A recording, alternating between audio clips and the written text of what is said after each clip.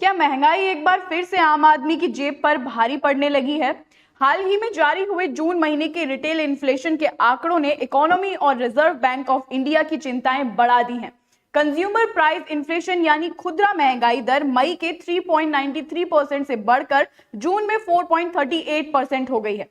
अगर हम सिक्वेंशियल या मंथ ऑन मंथ बेसिस पर देखें तो कीमतों में 1% तक का उछाल आया है। ये पिछले साल फरवरी के बाद सबसे तेज मासिक बढ़त है, जो इकोनॉमी में ब्रॉड बेस्ड प्राइस प्रेशर्स का स्पष्ट संकेत है।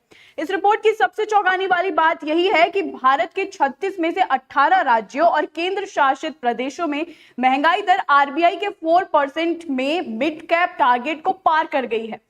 ये एक बड़ा रीजनल डिवाइड दिखाता है। तेलंगाना 6.36% के साथ इस चार्ट में सबसे ऊपर है, जिसके बाद आंध्र प्रदेश और पुडुचेरी 5.39% पर है। कर्नाटका, राजस्थान, उत्तर प्रदेश और गुजरात जैसे बड़े राज्यों में भी इन्फ्लेशन टारगेट से ऊपर है। दूसरी तरफ मिजोरम में सबसे कम 1.63% और दिल्ली में महज 2.96% की महंगाई दर्ज की गई है।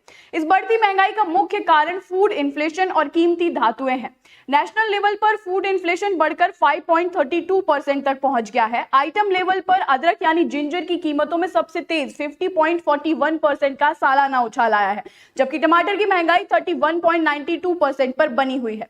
ट्रांसपोर्ट कॉस्ट और फूड सर्विसेज भी महंगी हुई हैं। कीमती धातुओं में सिल्वर ज्वेलरी ने 133.21% की भारी बढ़त दर्ज की है, जबकि गोल्ड और डायमंड इन्फ्लेशन 36.82% पर एलिवेटेड है। आम जनता के लिए राहत की बात बस इतनी है कि व्हीकल परचेज और कुछ हाउसहोल्ड आइटम्स में डिफ्लेशन देखने को मिला है।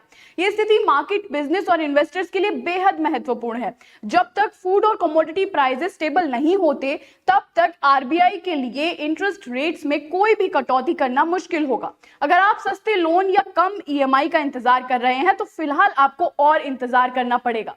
आगे चलकर मॉनसून का प्रभाव बहुत अहम होगा, क्योंकि यही तय करेगा कि आने वाले महीनों में महंगाई का ये दबाव घटेगा या बरकरार रहेगा।